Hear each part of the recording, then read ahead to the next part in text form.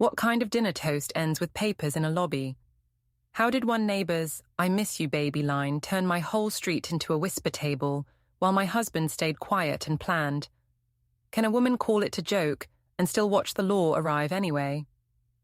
I'm Vesper Hale, 32, and I said our block dinner was only jokes between friends. I worked at a pharmacy counter where I smiled and rang up vitamins. My husband, Graham, 35, taught science and liked tidy plans. Our son, Milo, 7, loved stickers and bedtime charts. People said I was fun and he was steady. I said that made us perfect. I also said a sweet line in public could not hurt a marriage if everyone laughed. At the Long Street table, our neighbor Emery raised his glass and said he missed me. Baby. The group hooted. Phones were up. I laughed loud and called it banter. Graham went quiet. Later, he said the toast humiliated him. I said he was reading a drama into a joke. He said respect matters more than applause. I said the whole block knew we were modern and kind. He pushed a blanket to the couch and said the house needed calm. I called it punishment and posted a caption that said, "Banter is not betrayal." Work the next morning felt bright and thin. My manager asked for a quick word about tagged clips. I said neighbors tease and it means nothing. A customer stared and smirked at my ring. My sister texted that humor wins if I keep posting. I believed her. I believed a caption could turn truth into my shape.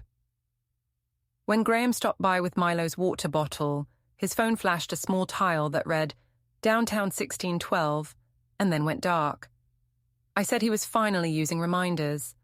I did not see how quiet can be a plan until the law stood between us in daylight. Before we dive deeper into this story, I have one small request. Please subscribe, drop a like, comment, and hit that hype button to boost this channel so more people can discover these incredible stories. I stacked the plates in our sink and told myself the street dinner had been cute. I said the long table under string lights made everyone say silly lines. I said neighbors speak like TV for fun. Graham stood in the kitchen doorway with his hands in his pockets. He asked if I thought the toast was fine. I said it was only banter. He asked if I noticed phones in the air when Emery said he missed me, baby. I said of course, and that was the point. He said he felt small. I said he chose to feel small. He looked at the backsplash instead of me. I rinsed the wine glasses with too much care. The water hissed and steamed. I told him Emery and I were friends before we were neighbors, and old friends tease. He said old friends still respect a marriage. I said respect is not brittle, and jokes do not break it. He said the line sounded like a claim. I said the line sounded like a throwback, a wink to the past, nothing more. He asked if I liked being the center of that kind of attention. I said the block wanted a show, and I gave them a show. He said he did not want a show. My phone buzzed with our street group chat. Danny sent a short clip of the toast with a laughing caption. Priya reacted with crying laugh faces. Leon wrote that the summer market should hire me as host. I held up the phone and said, everyone saw the tone. He said a crowd's mood does not equal consent. I said, I did not need consent for a toast I did not make. He said I was part of it when I leaned in and lifted my glass. I said he sounded like a rule book. He said rules are just lines that keep people safe. I wiped the counter and told a story that made him look fussy. I said he had told me last month not to be so serious at block parties. He said that line meant small talk with neighbors, not flirting with an ex on a table. I said Emery was not an ex. He was a chapter years ago. He said chapters remain part of the book. I said books change with new printings. He asked why I kept spinning words. I said words are how people survive judgment. He said truth does that better. I opened the fridge and pulled out leftovers I did not want. I offered him a plate. He said he had no appetite. I said he was making me the villain because I enjoy being seen. He said he was asking for respect because he loves me. I said, love is not a leash. He said love is a promise. I said a promise can breathe. He asked if I would feel good if he toasted another woman like that in front of me. I said he would never do it as well as I do, and I meant it as a compliment. He did not take it that way. I put the leftovers back and made loud order of the fridge. I needed the clatter to fill the space. He picked up a folded blanket from the hall chair and said he would sleep on the couch. I said the couch was punishment. He said the couch gave Milo a quiet house. I said he was teaching our son to fear strong women. He said he was teaching our son that adults fix harm without yelling. I said there was no harm. He did not answer. He laid the blanket down, squared a pillow, and looked at the window like fresh air could settle him. I opened my socials and drafted a caption. I wrote that banter is not betrayal. I wrote that good neighbors play with old jokes because the street is a family. I added a photo of candles on the table, and my smile turned toward the lights. The picture did not show Graham's face, which helped. Naomi, my sister, sent 3 laughing emojis and the line that the internet loves brave women. I told her I would keep the tone light. She wrote that light is a weapon if you hold it steady. I liked that line so much that I whispered it to myself. I went to check on Milo. He slept on his side, with a sticker stuck to his forearm. The sticker was a star, and it glowed under the nightlight. His breathing was even. I tucked the blanket around his toes and felt holy for 4 seconds. I said we were raising a joyful kid who would learn that laughter is not a threat. I believed it as I said it. I closed his door with care. Back in the kitchen, Graham's phone on the counter lit and dimmed. The lock screen showed a small tile that read, Downtown 1612. I told myself it was a boring errand. I said he was finally learning reminders because I had told him to. He picked up the phone, saw me glance, and turned it face down. I asked if we were finished with the drama. He said he needed rest. I said rest is an excuse people use when they run out of good arguments. He said good arguments do not need volume. I brushed my teeth and spoke to the mirror. I said I was a woman who carries light. I said I would not apologize for joy. I said the toast lived in a bright place where nothing rots. My reflection agreed because I told it to. I took off my earrings and set them down like small trophies. In the living room, he lay on his side, quiet, eyes open. I asked if he wanted me to sit. He said not tonight. I said he was punishing me again. He said he was setting a boundary. The words sounded like furniture being moved, slow and final. I slipped into our bed alone and scrolled comments. Most were kind. A few said the neighbor's line was out of line. I ignored those. I posted one more story that said, banter belongs to big-hearted streets. Then I set the phone down and closed my eyes. My chest felt tight in a way I could argue away during the day and not at night. The apartment settled. The fan hummed. The hallway clock ticked like a small hammer. Then the new sound came. A soft vibration on wood, 1 buzz, a pause, 2 more. It came from the counter where his phone lay. The lamp was off. The light from the screen spilled a small glow against the fruit bowl. No name showed, only a number. He did not move. He heard it, and did not move. The buzz walked into the quiet and sat down between us. The pharmacy morning came with a different kind of bright. The overhead lights made the shelves look honest. I tied my hair, pinned my name tag, and practiced a neutral smile in the card reader glass. The first customer wanted cough drops and silence. I could work with that. Then Kendra, my manager, stood in the doorway of the tiny back office and asked for a quick word. Her voice had the calm I recognize from fire drills. In the HR nook, which is a storage corner with a plant that wants sun, she said a tag story from the block dinner was spreading. She said a customer had shown it at the counter while paying for vitamins. She said she worried about our store's image because people here know us by name. I said the toast was a joke. I said neighbors do theater all the time. I said Graham was reading it wrong. She asked if he agreed with the joke before it happened. I said he had once told me not to be so serious at parties. She asked again if he agreed to that moment. I said he knows I am playful. The answer felt thin. I held my posture like it could make the words thicker. Kendra asked me to use care with posts and not create scenes tied to the store. I said I understood and would write a clarification. She nodded and thanked me. She talked about the weekend flu clinic and then left, her steps careful, as if she did not want to wake a cat. I loved and hated that tone. It made me feel handled. I returned to the counter and opened my draft. I wrote that street humor keeps us together. I wrote that people who love each other can handle a flirty line without losing trust. I added a sunrise picture I took months ago and pretended it was today. Naomi texted that my caption should include the word kind twice. I added kind twice. I hit post. For a minute, the store smelled like citrus and possibility. A regular came in, the one who always buys the same protein bars. He nodded at me, then at my ring, then at his phone like he carried a secret. He asked if we still had the mint flavor. I said of course and got it from the shelf. He smirked when I handed him the receipt. He said he hoped my husband was a chill guy. I said my husband respected honesty. I said that sentence as if I had just won something. My phone pinged with a text from Graham. He wrote that he did not agree to public flirting and that he would like it to stop. He wrote that our home needed clear rules. I archived it without reading it twice. I told myself I did not have time to pass the tone. I told myself he would say sorry after lunch when he remembered the world loves me. I opened messages to Emery and asked him to comment, "Jokes, people, relax" on my post. He sent a winking face and then nothing.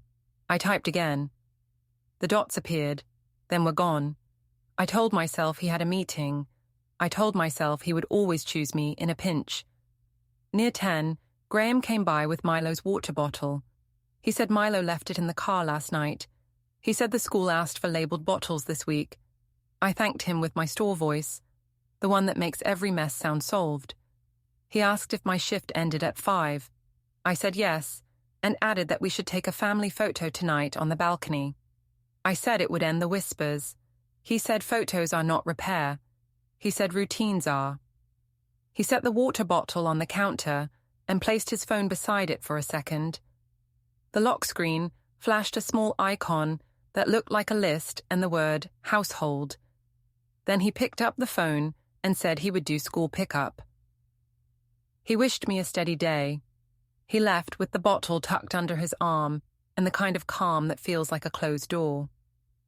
I took my break and opened our shared grocery app. A new list sat there with neat lines: detergent, stamps, lunch fruit, folder tabs, freezer meals, calendar pages. The order made me feel judged and safe at the same time. I added glitter stickers for Milo, as if decoration could mean influence. I closed the app and told myself we were a team, just speaking different languages. When I came back to the counter, Priya had posted the dinner clip from another angle. In this angle, my smile was wider, and Graham's face at the edge was clear. He looked like he was holding breath. Comments split. Some said goals, some said cruel. I liked the goals and let the cruel slide past like bugs I could wave off. I told myself, people hate women who glow. I told myself he would remember I am the sun. Kendra poked her head out and asked if I was okay. I said yes and pointed at the display of travel-size sunscreen like I had a plan for it. She nodded and went back. The bell over the door chimed, and 2 teens wandered in with a phone filming something silly. They bought gum and left the receipt on the floor. I picked it up and wondered if respect was a muscle you could train, or a wall people either had or did not have. Then it happened. A small crowd stopped on the sidewalk by the front window. One raised a phone and lined up a shot with me behind the glass, like I was a fish in a tank. I kept my smile, even though my heartbeat rose in my throat. The phone flashed white through the glass. The light slapped the counter and jumped to my hands. The person laughed, and the others laughed, and the laughter sounded like the clip from last night, but thinner, meaner. I felt my face heat up. I checked out a woman buying bandages and said to have a good day. My voice stayed even because I have trained it. I told myself to breathe. I told myself, a flash is just a camera trying to find a story. I told myself I owned the story. I opened my draft screen again and typed 3 new lines about kindness, humor, and strong homes. I almost posted, and then did not. The counter light looked harsher. My reflection in the card reader did not wink back. Outside, the small crowd drifted away, like a tide that had taken a shell with it. The rooftop bar looked like a postcard, all string lights and glass. Priya and Danny waved me over to a corner table by the rail. I set my clutch down and said we would fix the mood tonight. I said people needed to see how grown honesty works. They cheered because cheering is easy. I told myself I would win with a steady voice and a clean smile. Graham arrived in a soft shirt and stood at the edge of our table, like a person who knows where rails go. He asked if we could talk without microphones. I said the room was the talk. He asked what I wanted from him.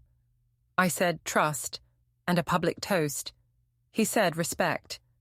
His tone was level, which felt like a door that would not open. I tapped my glass anyway. The little chime pulled eyes and phones. Kira shouted that the bride of the block had words. People nearby turned with the slow lift of an audience.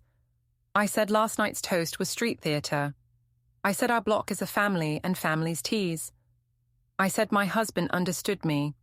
A ripple of claps moved across the tables. Graham said he did not agree to public flirting. I said it was not flirting, it was nostalgia. He said nostalgia could still cut. I said only if someone brings a blade. My friends laughed at the neatness of that line. Someone at the next table called for a toast. The chant began, soft and then louder, like a friendly tide. Danny pressed a flute into my hand. I lifted it and said honesty over jealousy. I said unity. I said no harm. I kept my voice bright enough to pass for wisdom. Graham set his glass down. He said he would not play along. I told him he was making the room tense. He said the room should not decide our rules. I took a sip and smiled at the cameras, as if the cameras were my friends. Dex stood near the bar and raised a hand, then dropped it. He stayed back, as if he was counting exits. I waved in a way that told the room we were fine. He asked if I needed water. I said no. He watched the sky, like it had instructions written on it. I noticed Graham's phone light up on the table for a second. I caught a glimpse of the word expenses before he turned it face down. He adjusted his napkin. The napkin did not need adjusting, and that made the gesture loud. Janelle yelled for a second toast, because one is never enough for a room that tastes sugar. The chant swelled. I repeated my line about grown humor and added that brave people refuse small cages. Priya lifted her phone higher. A group I did not know raised their glasses toward us like we were a street show. I felt taller than my shoes. I love that feeling more than I should have. Graham said he felt humiliated last night. He said the clip made him look like a quiet fool. I said quiet was a choice and fools belong to stories, not to us. He said promises hold shape, even when crowds scream. I said promises can be flexible. He said children break under flexible promises. He did not say Milo's name, but I heard it anyway. I told him not to drag our son into a small matter. He said small matters, stacked, become a wall. A girl in sequins asked where Emery was. I laughed and said he lived last year. The table loved that. I told Graham we could take one simple photo and fix the gossip. He said photos cannot fix truth. He said patterns do. My chest went tight. I told myself my pattern was light. I told myself light cannot be wrong. I looked at the live screen on Danny's phone and saw my grin sitting next to Graham's stillness in the frame. I chose the grin and pretended the stillness was a smudge. The server brought the bill without asking. Graham reached first, placed his card on the tray, and thanked the server. He told me he would head home and keep Milo's bedtime steady. I said we were talking about us, not schedules. He said we include our schedules. He pushed his chair in without a scrape and left.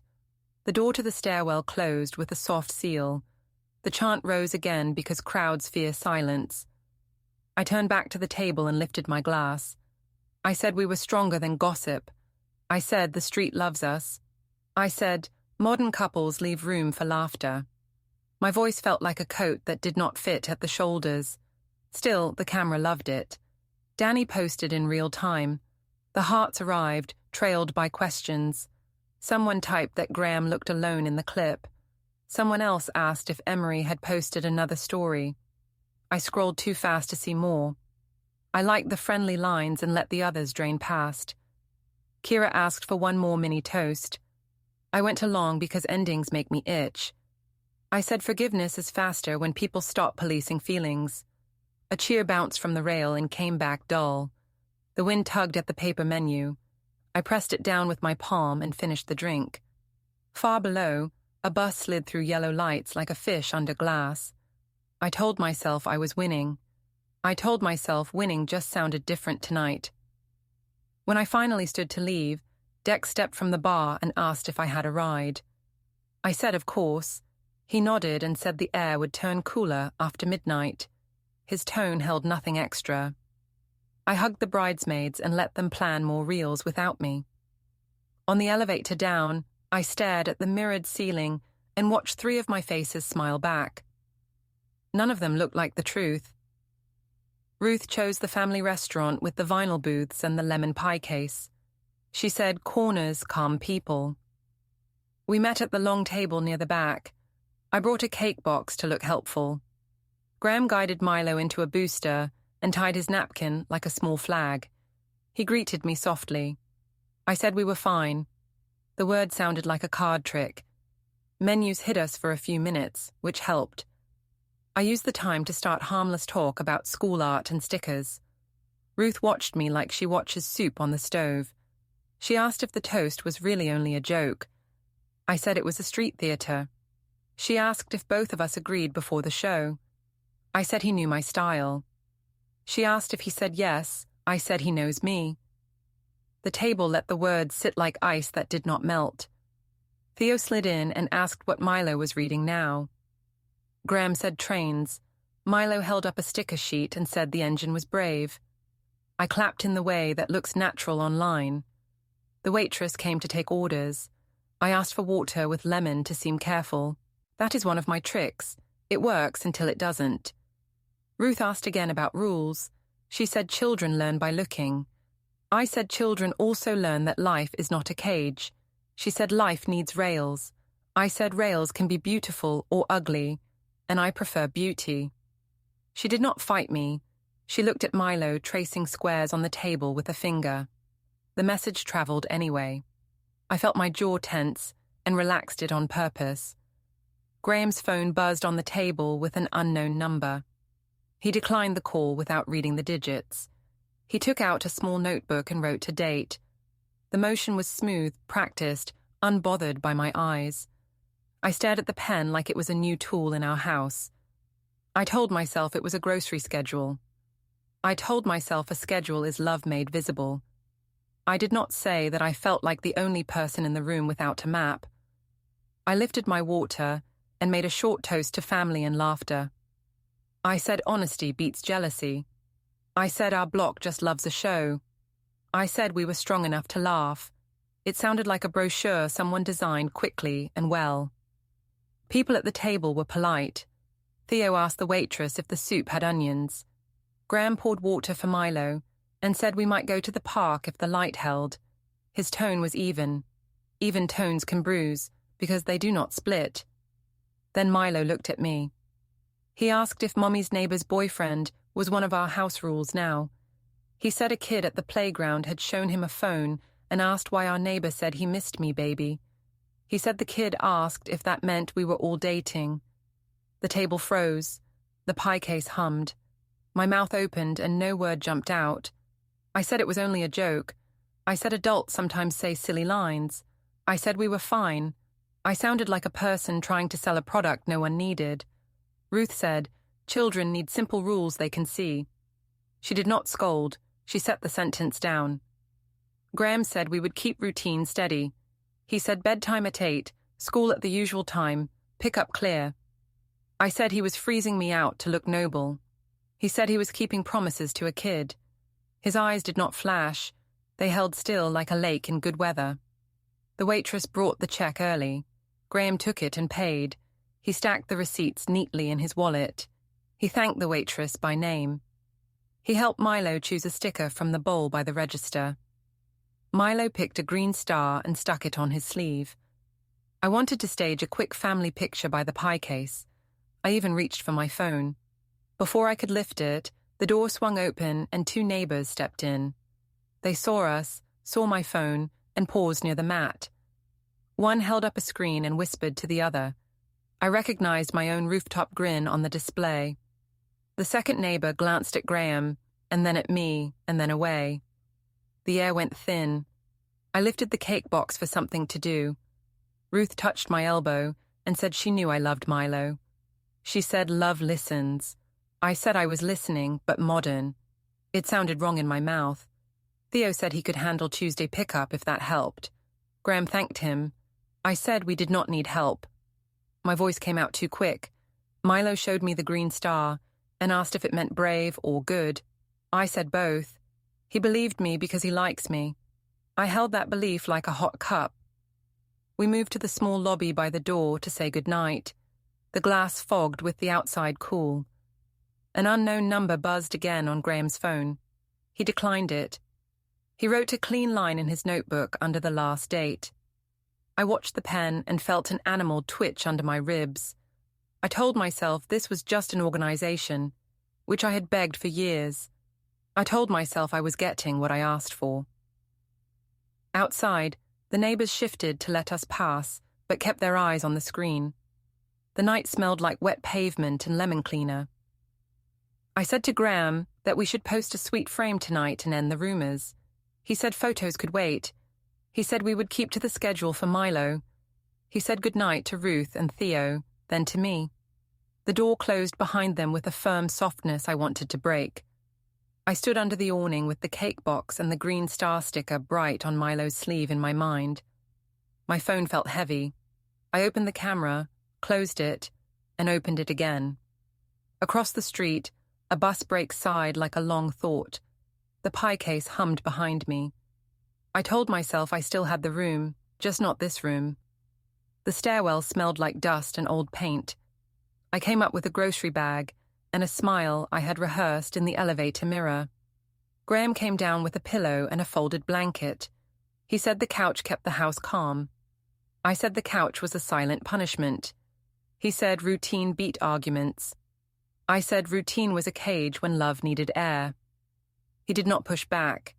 He placed the pillow with quiet hands and walked past me toward the kitchen. I set fruit in a bowl, like color could fix tone. I posted a soft photo with the caption, "That brave humor saves families." Naomi sent 2 hearts and nothing else. Ruth texted only about Milo's bath time.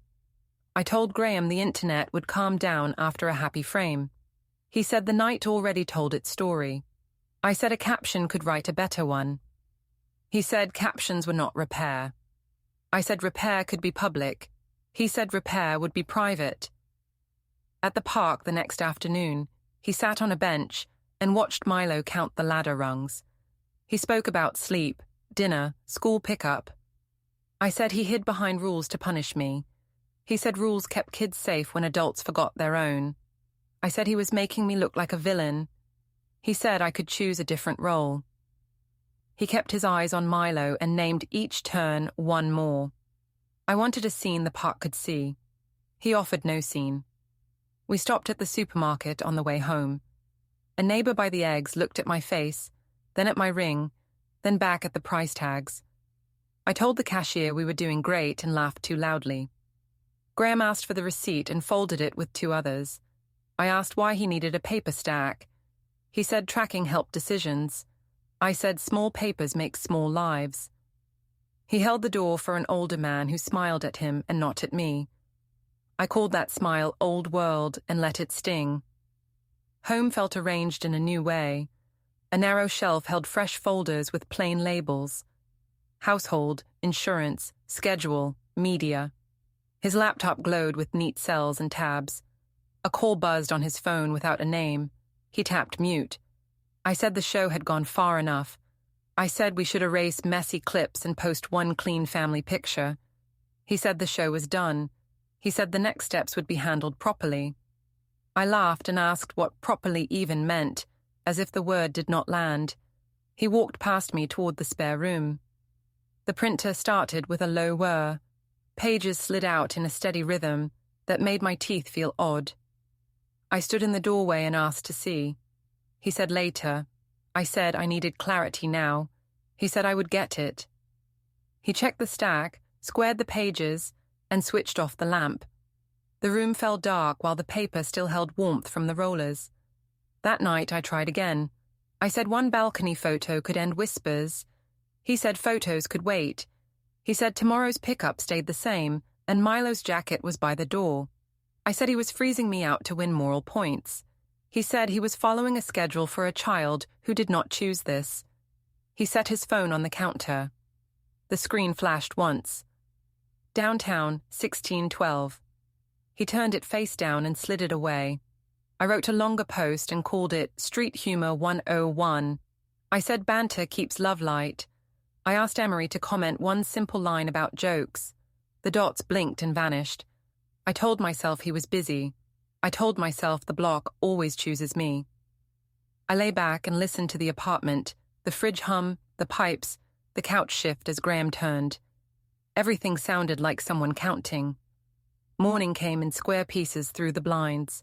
Milo asked if the green star could ride on his sleeve again. I said yes and tied his shoe. Graham checked the time and weather. He placed a small note on the table that said, "Pick up 3:10, park if dry." I said he wrote like a report. He said notes help people breathe. He shouldered his bag and paused. He said we would handle this properly. His face looked tired and clear. I said the word sounded like a threat. He said it was a plan. The door eased shut behind him and clicked like a period. The office tower lobby felt colder than outside light. I arrived at noon with a speech I had polished all morning. I planned to say the toast was a joke and that we were a team. I practiced a smile that looked brave but soft. The elevator bell chimed. I stepped out into stone and glass. Graham stood near a planter with his messenger bag resting against his leg. He kept a respectful distance, arms loose. I started with my first line about kindness and street theatre. A woman beside him asked me to confirm my name. Her voice was polite, the kind used for daily work. She held a large envelope. I said there was a mistake and that I was only here to talk. She checked a line on a small sheet and handed me the packet.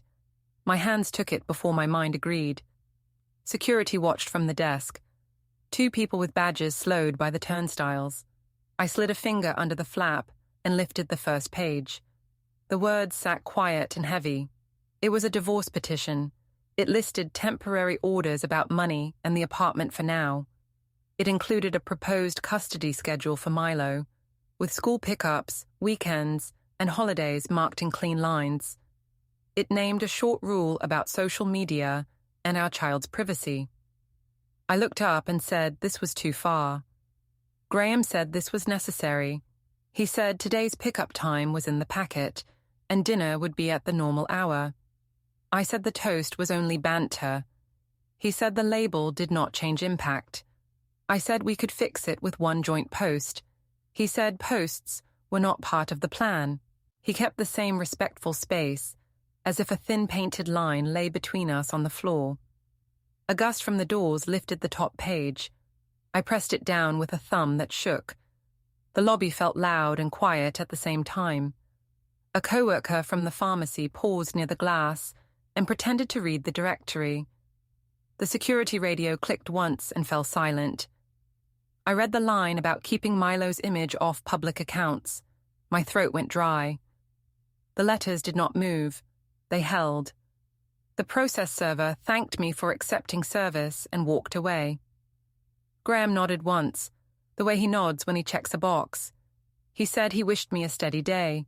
He said future notes would go through proper channels. I said I wanted to talk now. He said the truth could stand in the right places. He turned toward the doors. Sunlight cut a white stripe across the floor. He crossed it with steady steps. I called his name and asked him to wait for a simple plan, maybe a caption to stop rumors. He lifted a hand in a small wave and did not turn. The revolving door caught his reflection and then let it go. The packet felt heavy in my arms. I looked down and read the first lines again. They stayed the same. The lobby hummed with the building's breath. Somewhere above, an elevator dinged for another floor. A man in a navy suit checked his watch and walked faster. A woman from housekeeping pushed a cart past and did not look at me. The guard spoke softly into the radio and stopped, as if sound could break a moment. I thought of the labeled folders on the shelf, the muted calls, the receipts, the printer at night, the notes, pick up 310, park if dry. The pattern looked simple now that it was complete. Graham reached the sidewalk and waited at the crosswalk. The light changed. He stepped into the sun. My speech dissolved in the cold air. The packet edges pressed a dent into my palm. I did not follow because the space between us had rules now. The door slid closed. The stripe of sun on the floor narrowed and then moved. I stood still, holding the result. Don't forget to hit like, subscribe, and turn on the bell so you don't miss the next story. Write in the comments from which city you are watching.